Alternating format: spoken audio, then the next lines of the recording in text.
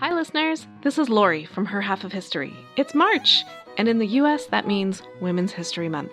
I'm celebrating with free-to-everyone bonus episodes every Monday, all month long. I'm also celebrating with a prize drawing where a listener like you will win some free Her Half of History merch. There are 4 ways to get yourself in the drawing. You can 1. Sign up as a supporter on Patreon, any level. 2. If you're already a Patreon supporter, bump up your current support level. This is cool anyway because if you go all the way to the Her Highness level of support, you get ad-free episodes and bonus episodes all in the same feed on your favorite app. 3. Make a one-time donation. Links to do any of those first 3 options are available on the website, herhalfofhistory.com, and also in the show notes of this episode. The 4th way to get in the drawing is give me a rating or review in your favorite podcast app. This last option doesn't send me any way to contact you, so to get in the drawing, you'll also have to email me a screenshot of it at herhalfofhistory@gmail.com. No matter which option you choose, you'll have my undying gratitude for your support. It really does make a difference as I tell the stories of women in history. Welcome to Her Half of History. My name is Lori. The current series is Women in Espionage, and this is episode 8.9, Zheng Pingru, a Spy for China. Back in episode 8.1, I complained that the pre-modern world had only hints of female spies. Well, such is no longer the case. We have now arrived at World War II, and there are female spies in every direction, both heroes and traitors, far more than I have the time or frankly the interest level to cover. So we'll be doing the ones that piqued my interest. And first on the list is in the Asian theater of the war, which gets so little press coverage compared to the European theater that I am going to backtrack way before the birth of our current heroine to explain what's happening in both China and Japan. Like almost everywhere else in the world, China and Japan were seriously rocked by Western industrialization and imperialism, but they coped with it quite differently. In China, the court dug in its heels and tried to stay traditionally Chinese.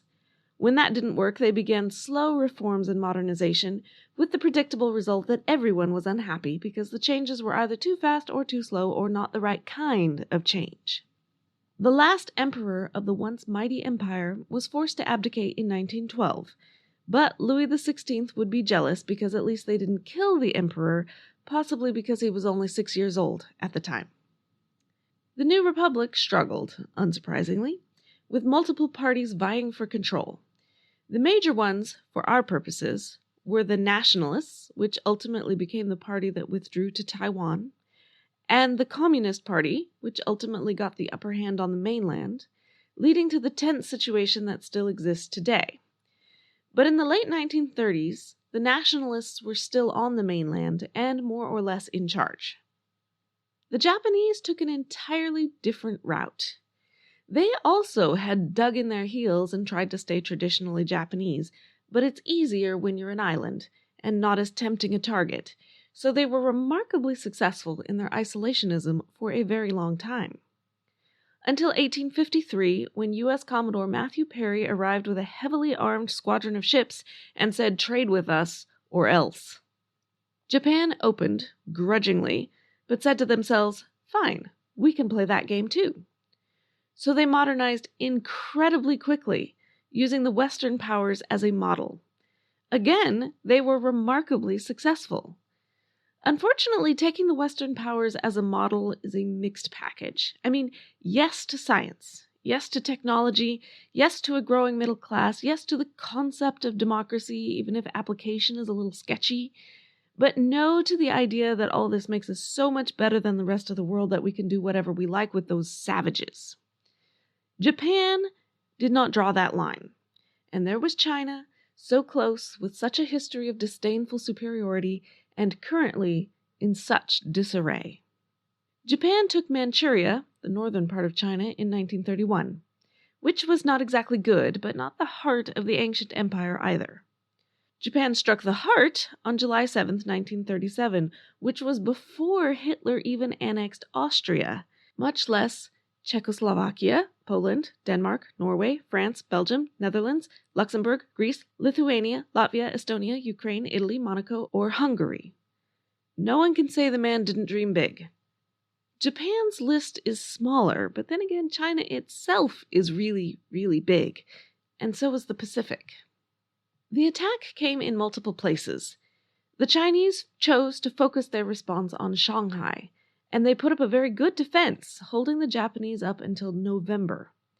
Then the Chinese army fled back west, leaving both Shanghai and the capital, Nanjing, unprotected. The Japanese occupied both, and their treatment of Nanjing is sometimes called the single worst atrocity of the war in either the Asian or European theater.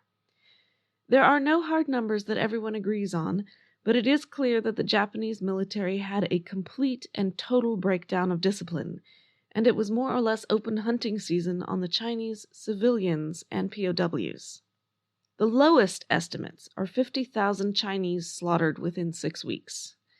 The official Chinese tally is 300,000 in those same 6 weeks. Even for those who survived, the experience was scathing. It's known as the rape of Nanjing, and that word is accurate in every possible sense. The 25 or so foreigners who remained in the city bore their witness and did their best to help. And just to prove that history is never uncomplicated, they were led by a German businessman, a leader in the Nazi Party. He got the Japanese soldiers to respect him by flashing his Nazi swastika armband. Germany, after all, was an ally of Japan. I'm giving you this background to let you know that this was no civilized conflict between respected adversaries. This was war at its dirtiest and most vicious. And as always, those who lost the most were those who had absolutely nothing to do with the causes. But our story today is back in Shanghai, where the situation was better, but not good. In Shanghai, a Chinese city now occupied by Japan, the power struggle was extremely complicated.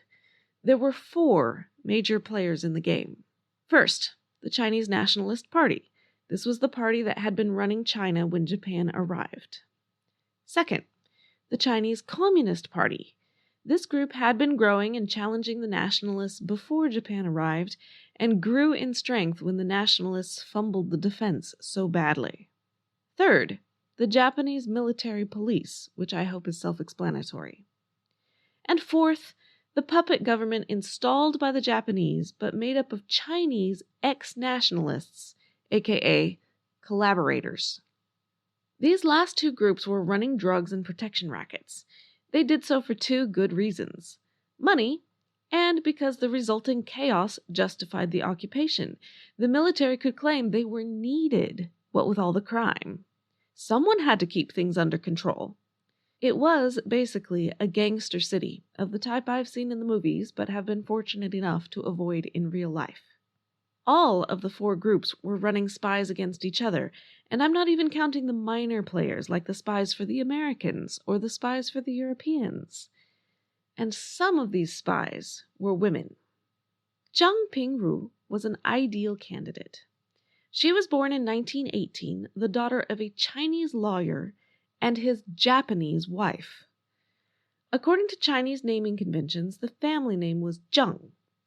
Pingru was what we English speakers would call her first name, though it's said after the family name. Pingru grew up fluent in both Chinese and Japanese, and she knew important people in both communities. When Shanghai fell to the Japanese, Pingru was 19 years old, a university student, and very beautiful. She acted with a local stage group, played the piano, and sang Peking opera. You may not have heard much Peking opera, so I'm going to play you a clip. Not of Pingru, unfortunately. I'm unaware of any recordings of her, but this is just to give you a sample of the type of music she would have been making. It sounds quite strange to Western ears, but it is a historic art form recognized by UNESCO World Heritage. This particular singer is a man playing a female role because women weren't allowed to participate until 1912. Some things don't change no matter which side of the globe you're on. Anyway, here's the clip.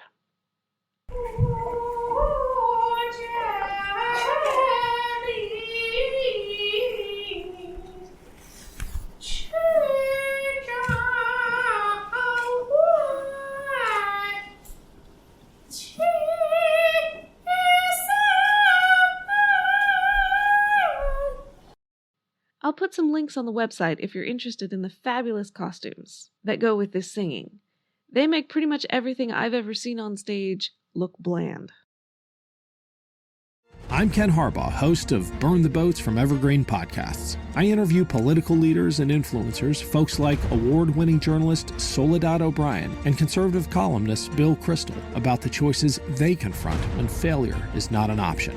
I won't agree with everyone I talk to, but I respect anyone who believes in something enough to risk everything for it. Because history belongs to those willing to burn the boats. Episodes are out every other week wherever you get your podcasts. So whether you were properly impressed by Peking opera or not, Pingru was perfectly poised for a glamorous career in entertainment.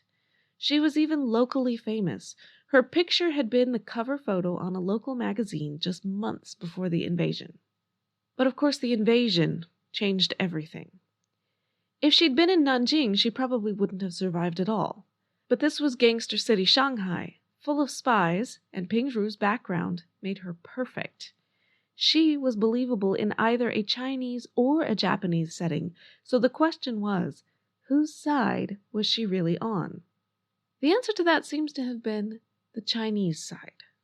The Chinese nationalists approached her as early as 1937, but she had no opportunity to act until 1939. In that year, the Japanese caught a nationalist leader, and the young, the beautiful, the talented Zheng Pingru went to plead clemency for him on behalf of his elderly wife. The man she was pleading to was Ding Mozun, the Chinese head of intelligence for the collaborator government working for the Japanese.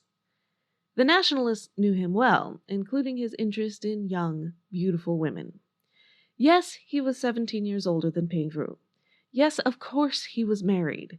That seems to have been a concern to absolutely no one.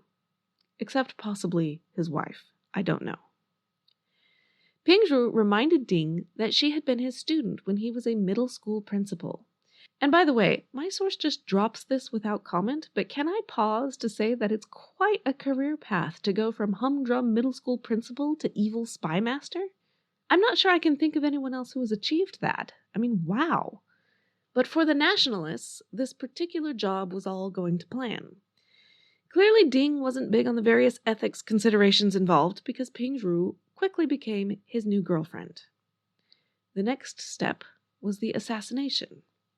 On December 10th, 1939, Pingru told her new handlers that she had a date with Ding. When their car arrived at her door, she was to convince him to come inside, where two men would be waiting for him. Pingru tried her level best, with all the allure she could muster, but Ding refused to get out of the car. Exactly why, I'm not clear, but he may well have felt threatened even without suspecting her in particular. The possibility of assassination was uppermost on the minds of everyone of consequence in Shanghai, because it was in fact happening on a regular basis. Plan 1 foiled. On the 21st, a new date, a new plan. While driving to the event, Pingru was to spontaneously convince Ding to buy her a fur coat, which she did. A furrier's shop was along the route, so there was an unscheduled stop, which they did. They were to enter the shop, and the two assassins would follow them into the close quarters and open fire. But Ding noticed two men loitering near the entrance. An entirely justified paranoia struck him, and he fled back to the car and drove off as they fired. It was not chivalrous, what with stranding his date on the street in a hailstorm of bullets, but it saved his life. Plan 2 foiled. To keep her cover, Pingru called Ding to offer tearful apologies for having inadvertently led him into danger over her foolish desire for a fur coat. Ding not only accepted her regrets, but also sent her money. But a few days later, when she arrived for another date, she was arrested, so he wasn't as gullible as she had thought. For several weeks they detained her, and while you always wonder just how horrific that was, it seems to have been kinder than it might have been. She was allowed at least one phone call out to her brother, and she told him not to worry. The questions were put to her at least partially by the wives of the senior officials in the puppet government, which is a twist I would not have expected. More on that later. Eventually, Pingru admitted that she had known about the assassins, but she claimed her motive was jealousy. She knew Ding had been seeing other women and she wanted revenge. Perhaps she hoped this motive would save her life, even though Ding's wife was one of her interrogators and could have held similar feelings. In February, Pingru was told they were going on a picnic, and she dressed up for the occasion. The fact that she found this believable is an indication that her imprisonment must not have been like, say, Mata Hari's, for example. But she realized her mistake when she recognized the park she had been driven to was a field outside the city which had previously been used for executions. She turned to the men accompanying her and asked them not to shoot her in the face. Accordingly, she was shot in the chest in February 1940. Pingru's story would probably have slipped unnoticed into history, just one of hundreds of thousands of Chinese deaths in the war, except for all the controversy later. By 1946, the war was over and the Japanese had lost, so it was time for the war crimes trials. Ding Mozun had plenty on his conscience, but one of the charges was brought by Pingru's mother and brother, who stepped forward to demand justice for her. According to them, Pingru was patriotic and heroic. She had sacrificed herself for China. Also, her brother claimed that Ding had threatened to kill her father if she did not cooperate with him, so she was ultimately virtuous, moral, and chaste herself, and she was his victim, not the other way around. For his defense, Ding said, more or less, "Zheng who?" Apparently, his life was so full of dazzling beauties that he didn't remember this one in particular. On prodding, he vaguely recalled having loaned his car to that girl a few times. She was the leech type, seducing rich men for what she could get out of them. He had no idea if she was really a nationalist spy, but if she was, he was filled with respect for such patriotism, God bless China, or something to that effect. Ding's memory lapse might have been more believable if two of his associates had not remembered Zheng Pingru quite well. Oh yes, certainly they remembered her. A born seductress, utterly debauched, beautiful, and deceptive to the core.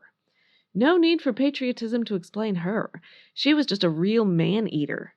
Even while imprisoned, she tried to corrupt all the men. They'd had to send in their wives to question her because no man could control himself in her presence. Even Ding had wavered in his resolve, and she'd tried to kill him. Eventually, she was shot in the chest because even the executioner could not bear to mar such beauty. Blah, blah, blah is what I have to say to most of that. Maybe she did try to seduce her captors, but that does not make her immoral. It makes her desperate. That was her only weapon of self-defense. And anyway, these men had obvious reasons to lie. So did their wives, who were also on trial and denied any involvement whatsoever. The tribunal was as unimpressed as me. Ding was found guilty and sentenced to death. There's little controversy about that, but Pingru is still controversial. As early as 1945, she had already been compared to Mata Hari, but if you ask me, the comparison is really not apt. Mata Hari was a prostitute who reluctantly and inexpertly got dragged into espionage that she wasn't actually interested in and ultimately wasn't any good at either. She had no political loyalties. She had always been international and self-serving. But there is no evidence that Pingru would ever have chosen prostitution on her own. She had a career ahead of her before war ever broke out. But it did break out. All over China, women took jobs as spies, and it was overtly expected that they would use every resource at their disposal to fulfill their assignments. In fact, married women were not eligible for jobs in this role, presumably because their husbands would be humiliated by the work required. The nature of the job left these women open to criticism afterwards. Was she a shameless hussy, eager for sex with any rich man? That would make her both immoral and a traitor to China. Or perhaps a different take. A fictionalized novel of her, later made into an erotic movie, portrayed her as falling in love with Ding. And that's why the assassination attempt failed, because when it came down to it, she loved him more than she loved China. The remaining Zheng family members were outraged. In their view, Pingru was not a sex spy. She was an innocent girl blackmailed by a monster, a tragic hero for China. Since she died so young, we will never know what she would have said for herself, and the truth may well be somewhere in between. Just a girl caught in a difficult situation, doing the best she could at the time. Author Louise Edwards concludes her telling of Pingru's life with these words. The reality of the life of this complex woman is difficult to determine. Large sections of the population want to imagine women like her and Mata Hari as highly sexualized, beautiful, glamorous, dangerous, and duplicitous. At the same time, the memorializing of the women must also include a considerable component of rectifying their soiled sexual reputations. Declaring them to be innocent victims of bigger games is the only caveat available in the face of overwhelming evidence that they were, in fact, sleeping with the enemy. All people living in occupied regions are forced into a daily engagement with the enemy in order to achieve some semblance of order in their lives. But once the enemy is defeated, this uncomfortable reality is rapidly erased from public memory and official history. In the aftermath of war, women are frequently judged for their sexual activity during the conflict, while men escape this form of scrutiny. You can let me know what you think of Zheng Pingru on Twitter at her_half or on Facebook at Her Half of History. My major source for today is Louise P. Edwards' Women Warriors and Wartime Spies of China. Check out herhalfofhistory.com for a transcript and pictures and more sources. Come back next week for a spy who doesn't get executed at the end. Lise de Bessac's story is actually more like a fairy tale. Don't miss it. Thanks.